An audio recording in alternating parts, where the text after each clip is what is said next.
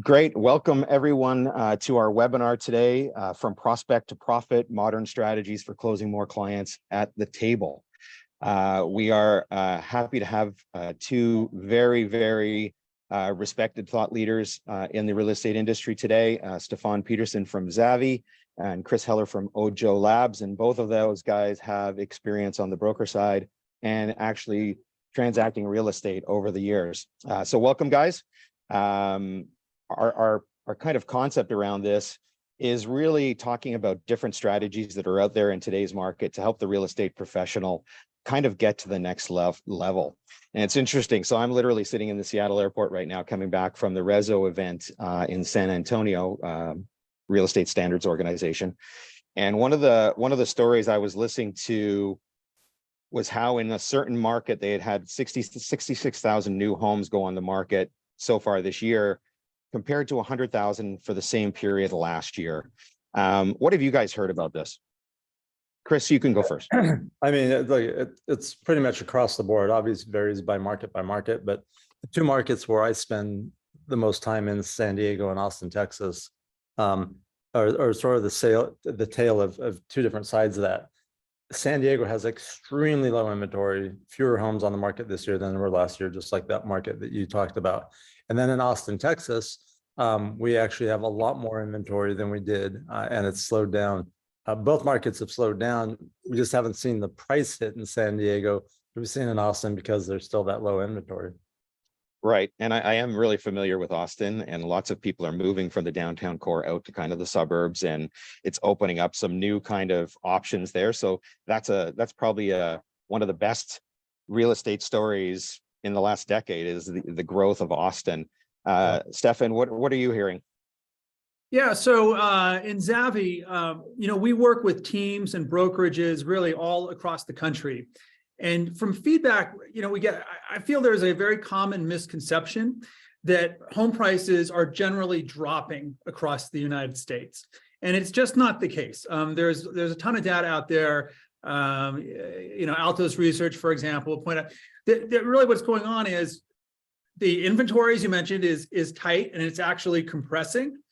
And that's keeping home prices high. And, the data you hear in the headlines about home prices dropping, that's all several months old. There is a built-in lag in this industry. So I think that's the first thing at the macro level is home prices are not dropping and inventory is very likely to remain as tight as it is now, or probably tighter, through the end of the year. It feels like something ought to happen to change that. But right now, that event, it hasn't happened, and there's really no reason you'd expect the trend line to change. So I think those are the two big ones to keep in mind. So before we get into the main discussion, why don't you guys tell us a little bit about first of all, so Stefan, tell us what Zavvie is, and then Chris can follow up and talk about OJO. Yeah, sure. So Zavvie, we are a technology company. We license a platform, an enterprise platform to brokerages and teams on a white label basis. So it matches your team or brokerage's branding. And what our tech does is it enables you to connect all your clients with the modern solutions for selling and buying real estate. So that includes iBuyers, other institutional buyers, power buyers, listing concierge, rent-to-own programs, really any of these new modern financing solutions that brings more liquidity to the market and helps consumers meet their real estate goals. I'd say we work with about 100 brokerages, about 70,000 agents on our platform. Awesome. Yeah. Chris? We are located here in Austin, Texas, also a technology company. We own and operate a property portal called Movoto.com.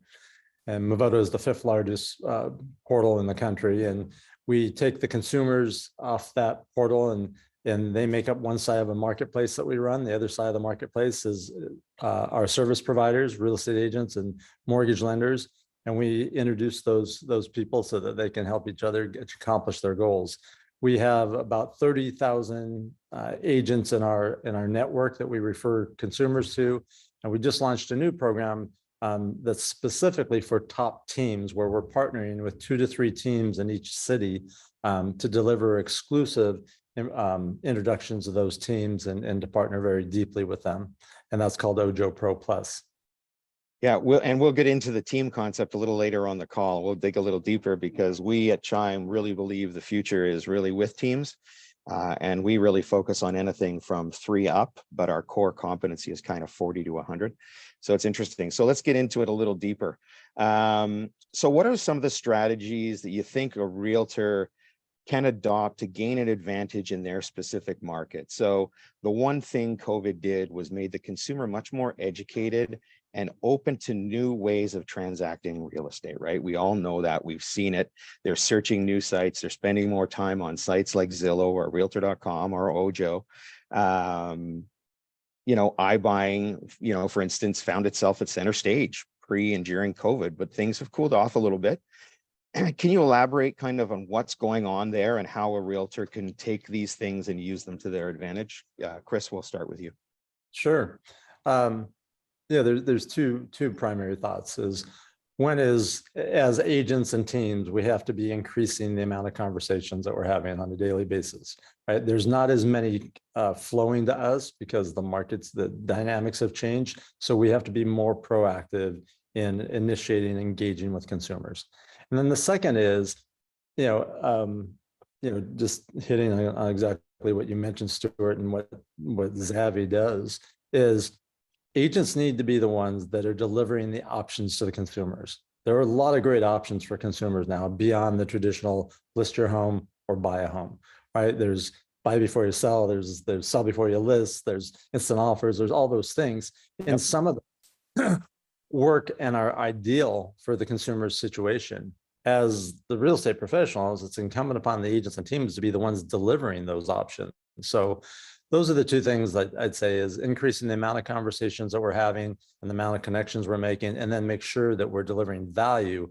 And right now, one of the biggest values that we can deliver is optionality. Got it. Somewhere else we're seeing massive change is that the consumers are looking more to the cash offer, obviously, as it takes up a lot of the complication out of the transactions. Stefan, cash offers have been very successful. Tell me your thoughts on how that side of the real estate can grow, and tell us, what your thoughts are about the next 6 months to the end of the year. Yeah, I definitely want to talk about cash offer, but if you don't mind, first, I just want to add to Chris's comments about, a few things about conversations, the criticality of realtors bringing the optionality to their clients. No, don't let your clients go wander off directly to, who knows where. You're their trusted advisor. You need to stay in the center of that. So what I'd add to all that, agree 100% is at Zavvie, we track every transaction in the United States that's in our market areas, which is basically the country. And what we found is about 2.6% of transactions involve what we call a modern solution. So that could be an institutional buyer or a power buyer.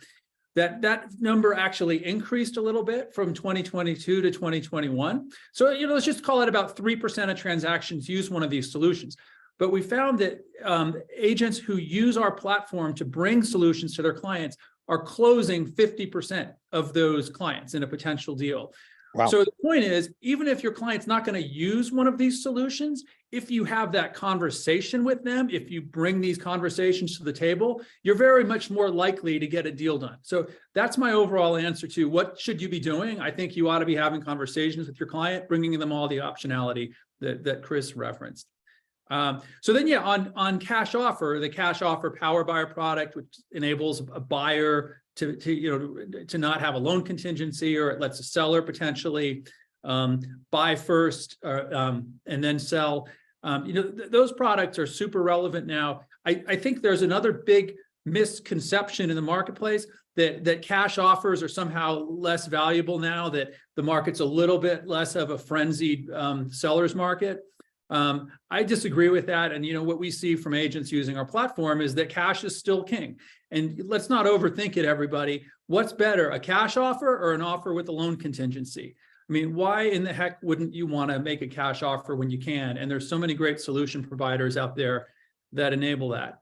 So yeah, I guess, my answer to the question is I see a lot of more upside and increased utilization of cash offer type products. And there is a tremendous amount of cash out there. I mean, there was what was the stat that came out last year? $3.3 billion in equity that people can take out of their home pretty much instantaneously and do something with, right? So whether that's buy a rental property, buy a vacation home or anything like that, there is that possibility of taking that money and putting it down in cash. And I love that concept.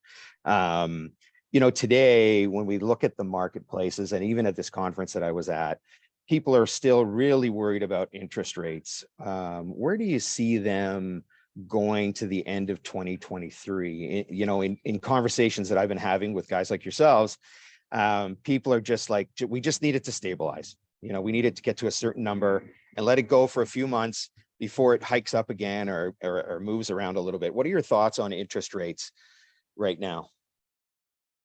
Stefan, you can go ahead. 6.4%, Stuart. That's it. That's my number. No, not to be flip about it. I mean, it's obviously very difficult to forecast these, you know, and that's the consensus. I do believe, you know, again, without any kind of event occurring, there's likely to be continued around the range we're seeing, maybe dip a little bit into 6.4. So you can hold me to that prediction. So I watched Gary Keller speak at a recent event, and he was saying that you'll never see anything below 5% over the next 10 years, under 5% over the next 10 years. You know, we were seeing 3%, 3.5. I think my last mortgage was 3.7. You know, do you think that's true? It's funny that I didn't know he said that. I had a few months ago had told someone in a webinar like this, so I think it's on tape somewhere, that I don't think they'll ever get below the 4s again. It wouldn't surprise me, and I think we'll be in the 5s by the end of the year. But here's the thing: I don't know that any of it really matters that much. You know, for a real estate team or a real estate agent in your local market, regardless of the amount of where interest rates are, or regardless of the amount of sales, or how many fewer listings there are, or how many fewer transactions, there's still more business happening than most teams or agents could physically handle. So what really matters is, you know, what are we doing to adjust and to adapt to the changing environment to make sure that we continue to get our unfair share of the business that is out there. So Stefan made that very bold statement, right? 6.4, that's the number.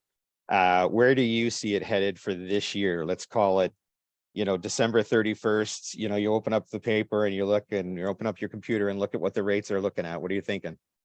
So I don't know that I'd bet on any of these numbers, but I actually think it'll be in the 5s. So I would say like 5.75, 5.8, you know, somewhere around there.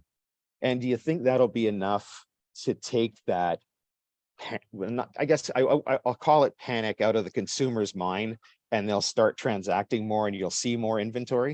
I don't believe there is a lot of panic in the consumer's minds right now. I think there's a couple of issues. There's an affordability issue, and certainly interest rates play a role in that. And then there's the real issue of you know, this concept of rate lock. You know, you mentioned your mortgage rate. I got one of my mortgage statements last night, and I thought, oh, I should just pay this thing off. And then I reminded myself and looked at it that, you know, my rate was 2 1/8. Wow. This is on a 15-year mortgage I got years ago. And it's like, why would I pay that off? But if I was going to, you know, sell that property and then go buy something and need to finance it, that's a real consideration. So I think what happens as rates come down, whether it's 6.4 or 5.75 or whatever it is, it will free up, you know, it will free up capital, right? One thing we'll see is a bunch of refinances if they drop enough to make sense for people. And the other thing is it does help the affordability. So it helps people, you know, be able to not be priced out of markets and say, well, maybe I'll just keep renting for a while. The closer we get, or the closer that the more we narrow the gap between where current interest rates are and where homeowners rates are, then that concept of rate lock gets, you know, less important, and then we'll see more movement on that too. Very cool. So a rebuttal there, Stefan. What do you want to jump back in there? Are you good?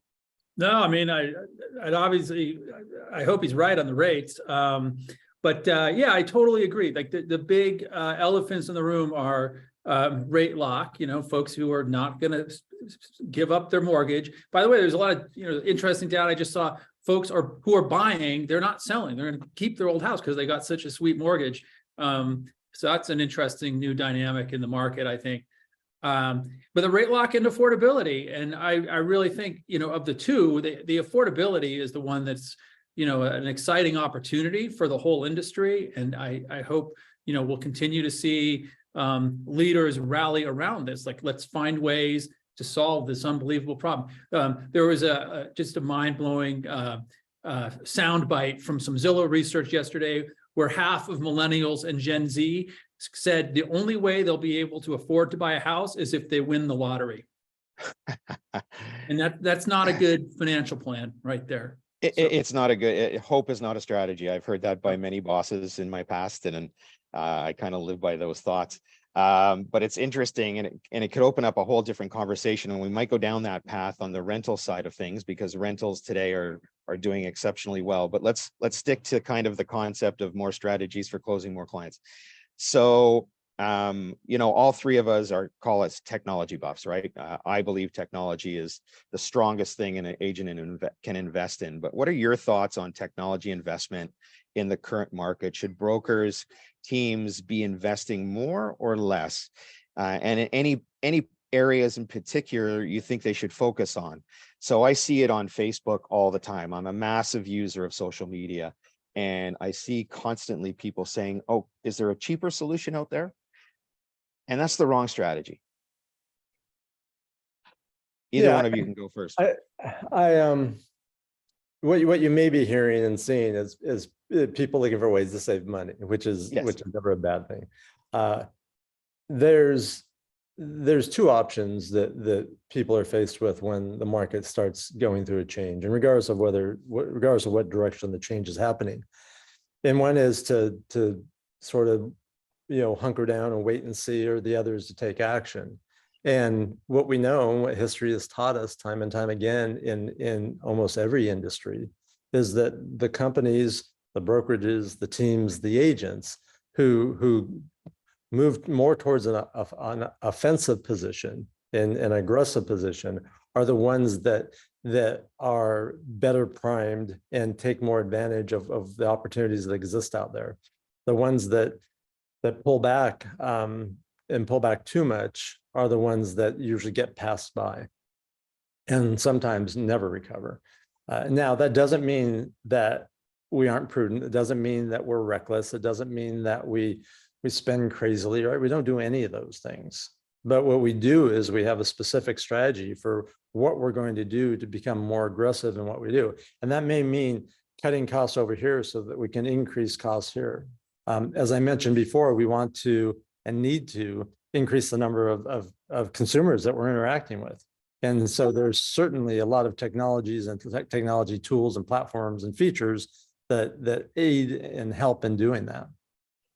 One of the things I love about what you do on a social side is on LinkedIn, when you're posting all the successful transactions that OJO agents have had, right? So it kind of gives me a bigger view that, we're not in this dead era. We've got this great opportunity to continue embracing these new ways of doing business and giving agents who may struggle if they're trying to market themselves out. So if you're not following Chris on LinkedIn, you should.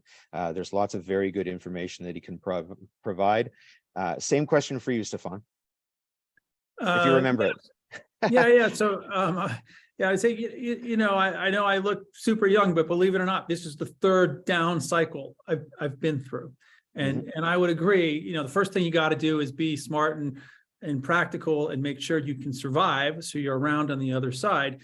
The folks who are around on the other side, when the market goes back up, are usually in a much better position than they were before, especially if they can invest in technology. And I think the key area, and this based on experience with this, is that technology that will connect you with your next customers, your consumers, right? So not every new tech tool will do that, but there are many that will. And I think if you have to prioritize, that's what you want to do. It's basically, you're building market share while everyone else is struggling. If you're in a position to grab some market share, buy tech that'll help you do it. So if you were to sit down with a group of brokers, what advice would you give them for the remainder of 2023 and going into 2024? So my advice would be, if you're going to invest in technology now, and it might save you money in some other places, right? Within the office, you might be able to trim some staff or do other things, but be able to get your name out there more and have a plan around, social media marketing, Google ads, getting your brand out there much more thoroughly. So when people are ready, they can find you that much more easily. I feel like I keep putting Stefan at a disadvantage because I keep going first, and Keep it going. Keep it going. Like if I'm talking to a brokerage and talking about strategies, the first one is, this is the market to be growing in. You need to grow your agent count, you need to grow. And to do that, you need to be able to provide value, right? Agents need and deserve, a strong value proposition from their brokerage. And many of that, and much of that includes the technology, right? As agents, we have the flexibility to hang our license, essentially anywhere. But what we value are the tools that either help us save time or money, or the tools that help get us in front of or meet more consumers. And those are the things that I would be investing in if I was a brokerage. Good answer. Stefan? I guess what I'd add to that, because I agree as usual. I'll find something to disagree with you on, Chris. Give it another question. But I'm going to quote a couple people who I think are real thought leaders too. Mike Del Prete, many are familiar with his work. He points out the industry is actually moving really fast right now in terms of technology and innovation. I think, OJO is part of that. I hope Zavvie is a part of that. I don't think you want to just put blinders on about the level of change and continue to adapt to that. And then secondly, Gary Keller, a great quote from him was that collectively we're losing so slowly that we actually think we're winning. And you can't just stand still in this market, right? You gotta, if you're able to economically right now to embrace some of these solutions to connect with more clients, I mean, that's your rationale to do it right there. Don't be losing so slowly that you think you're winning. Seize market share in this period. So I'm going to shift a little based on what you just said, which is actually a really good point, because I've watched Mike talk in the last couple of conferences I've been at, and he shifts a little bit as he learns more about what's going on. So AI is at the top of everyone's mind right now. It's a big part of the future roadmap of Chime. It's a huge part of the product today. Do you think the industry should be embracing new apps down that AI path like ChatGPT, right? What are your thoughts? Yeah, I'll go first this time. Yeah, I think absolutely. I think you're sticking the head in the sand if you aren't, really trying to figure out how you're going to work with ChatGPT or other, I should just say other AI language AIs. They're not perfect right now. A lot of people like to complain, oh, this is, it's not ready, but it's pretty far along, and I've used it myself for many practical applications, and it's very worthwhile already, and it's only going to get a lot better in the months. I'm not talking years, but I think in the months ahead, it's going to be able to save you a lot of time. I mean, that's the way I view it. It's a tool. It's going to make you more productive. It's going to let you focus on higher value activities, like really representing your clients and not writing property descriptions or scheduling tours or all that tedious stuff that's a time suck. So yeah, I think everybody should be really embracing the new AI tools. Yeah, I think that's the approach we should be taking with any technology, right? The only constant is change, right? We've heard that very famous quote or adage, and technology is changing really fast. As technology changes, whether it's AI or any other type of technology, one of the impacts it has is on consumer behavior and consumer expectation. And as an industry or as a practitioner, we have to always be looking at how we can at least meet, but hopefully exceed expectations of the consumers. And if we're not, engaging with and adopting the technology that our consumers are adopting and engaging with, then we're going to be a step or two or three or four behind. I did catch my daughter doing a Chat GPT university entrance letter, and I was not happy. I was like, you can't do that. You're going to get caught. Like, you just write a paper. But I believe that it's the next step that you're going to see a lot of the technology companies move in that direction, right? We're going to help agents by teaching them how to use these tools properly. And like I said, Chime is huge into the AI, and we're going down that path really quickly. So, hey, Same as Zavvie. Stuart, I would be the bad uncle influence and say, hey, great job. yeah, she'd appreciate that for sure. So I want to take a look at, so we're expanding on this kind of the thoughts about, where people can change their ways of doing business. And we see a lot of call them the big boys, the homes.coms, Zillow, claiming they're going to provide, 1.1 million leads out to the marketplace, but they're not respecting, let's call it respecting the mortgage side of things, and they're not transitioning into that. So how do you think as an industry we can learn from the mistakes that some of these guys are making? Well, I'll share one thing that we can learn, and they've taught us time and time again, is like integrating these different businesses and creating what many have tried to do and are trying to do, sort of that one-stop shop is really hard. And so, I don't know that consumers are demanding a one-stop shop. What consumers demand is things that are easy, things that are fast, things that are hassle-free, things that are transparent. And that can be accomplished a lot of different ways. So I think we have to look at, again, going back to expectations and consumer behavior, is, how can we exceed where those expectations are, at least stay up to speed with them. And that is, providing that experience that we all expect in anything that we're interacting with now. Stefan? Yeah, what we see at Zavvie is that consumers and agents too, for that matter, they want all their optionality in one place. So it doesn't mean it necessarily has to be a one-stop shop, but it's like, on your phone, you push one button, you can get to anything you're interested in. I think it's the same with anybody who's a real estate consumer, a seller or buyer. And the great thing about this is, that's the agent's role. And I think it's continuing to evolve more in that direction. The agent is not a door opener, not an open house guide, but a true trusted advisor who can bring all these solutions to the table, that one-stop optionality, and really add a lot of value to their clients. And I think it's a very healthy trend for the business.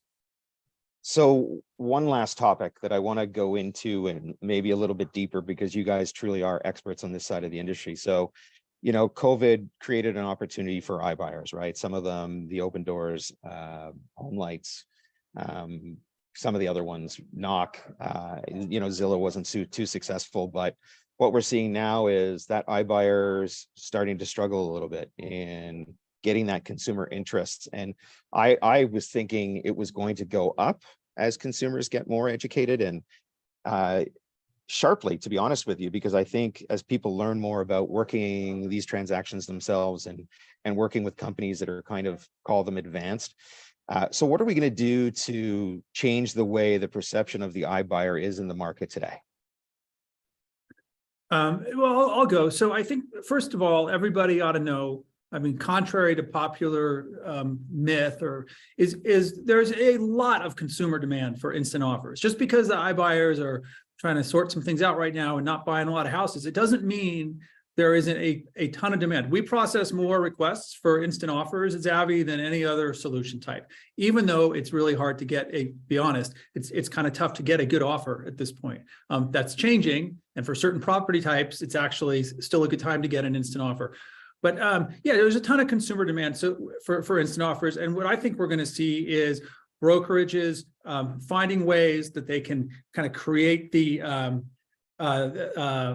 value proposition of an instant offer maybe a little bit differently. So for example, there are these guaranteed offer programs. A lot of big brokers and teams for that matter are having success with, hey, list your house with us. If we can't get your asking price in 60 days, we'll buy it. So that's one way to do it. Another way are, some of these power buyer modern bridge solutions where you can buy first, then sell. That actually solves the problem of many consumers who are going to sell to an iBuyer just to get their money quickly so they could go on and then buy a house. The modern bridge is actually a more cost-effective way to get to the same outcome for folks who are selling and buying.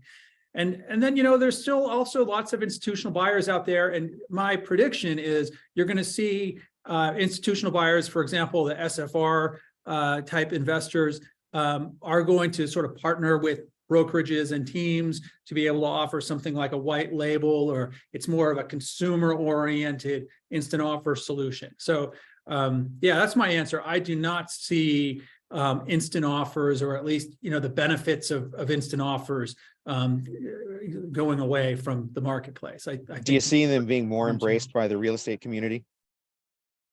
Yeah, I actually do. Yeah, we see that in our data. Yeah, it used to be the case that agents thought, oh, iBuyers are terrible. I'm never going to, work with an iBuyer. I'm going to shield my clients from those, bad guys. That's completely not the dynamic at this point. I think, if anything, most realtors say, gosh, I wish, those iBuyers were still making offers because, I did some business with them last couple of years and it was fine. And I'd love to find ways to do that because I have other consumers, I have other clients, I should say, who really would love to get an instant offer. And Chris? Yeah, they're not going away, and as Stefan said, it is a great solution for certain people. I've sold some of my own property that way, and under the right circumstances, it's the ideal solution. So, it goes back to the concept of optionality and being able to offer optionality to your consumers. There's some people that convenience is more important than the last dollar, and or timing is more important than the last dollar, and those, you want to be able to have a solution like this for those people. I think the hardest time for a lot of models is in a time of change, right, where the market's going one direction, now is going another. Once I don't like using the term normalized because I don't know that there ever is any normal, but once the trend is clear and people see, hey, this is the direction we're going, whether it's up, down, sideways, whatever it is, then then people can make decisions, and companies can offer products that are consistent with where they see the market going. When you're in this period of flux where things are changing, that's where a lot of these models go through this period of time where they struggle. Yeah, I'm a true believer in the agents and the realtor community embracing the concept of what iBuyers and some of the other programs out there that can help them build a network of transactions, right? And it's up to them. If they're good closers, they can really come out of this way ahead using those technologies to help them source new customers. So my hope is that they do grow. I mean, we partner with a couple of them, including Zavvie and a couple of others, and it's exciting times because it's just something new that hasn't been around for long. And as the agent community continues to embrace these kind of options, I think you're only going to see them get better at what they do. I totally agree.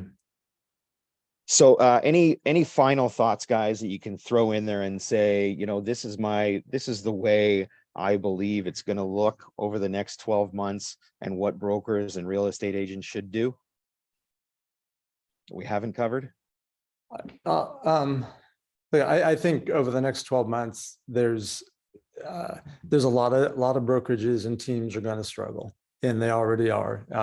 And whether it's margin compression or teams and brokerages that were built for a market doing a lot more transactions, or a market that was generating a lot more revenue, and now they have to shift and adapt, or figure out how to create more revenue or create new revenue streams. That'll be the challenge. But I think there's solutions for all that, and we're seeing teams and certain brokerages that are charging ahead and making great progress. So over the next 12 months, I'm trying to think of a different or better way to say this, but I don't know that there's a different, better way. And that is,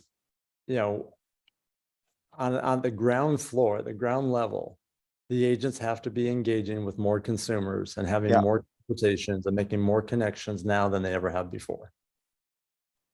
Great comment. Stefan? Yeah, I mean, market's tough right now. I think, as we've said, a great way for agents to get through this market is by taking advantage of some of the newer solutions that are available today. Consumers want these solutions. They will help you get deals done for sure. I think in the next year and even beyond, what I'd say is, we're in the ongoing environment of innovation, new solutions coming to the market all the time. They've probably been slowed down a little bit over the last several months, but these things are not going away. Power buyer solutions are not going away. Solutions that help first-time buyers are not going away. I think there's going to be continued investment, continued innovation, and agents should really keep their eye on that. Agents, teams, brokers, everybody, and figure out, how do I connect with these solutions that are going to really get deals done? And, not because I read about it and, some media thing, but because I've got a client and I know they would benefit from this kind of a solution.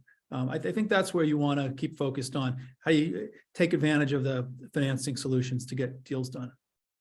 Fantastic, guys. I really appreciate you taking the time today. Let's throw out just to see if there's any questions.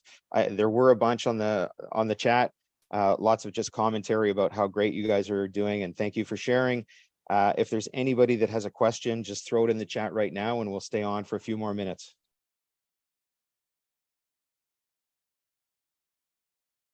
It's super interesting for me. I've been in this industry now for 13 years, and to see what has happened over that 13-year period from a technology perspective, and just the whole industry, how it's changed so much. It continues to excite me as I learn more and more and more. Love it. Stuart, you're a baby in the industry. It's weird for me to say. I got my real estate license in 1983. Wow. It's 40 years ago. Yeah, I am a baby then. But I'm learning. I keep learning every day. So there's no questions. So I'm going to let you guys off the hook a little early, give you a little back a little bit more time. The last couple of things I'll say is, if you are interested in learning more about OJO or Zavvie, go to their websites. Really great companies to work with. And obviously, Chime, keep a lookout for our next webinar, which is coming very quickly. We're going to do one on content for marketing and helping agents learn more about how to use content.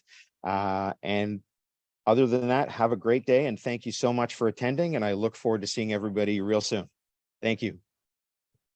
Thank you. Thanks, everyone. Thanks, Stuart. Thanks, Chris.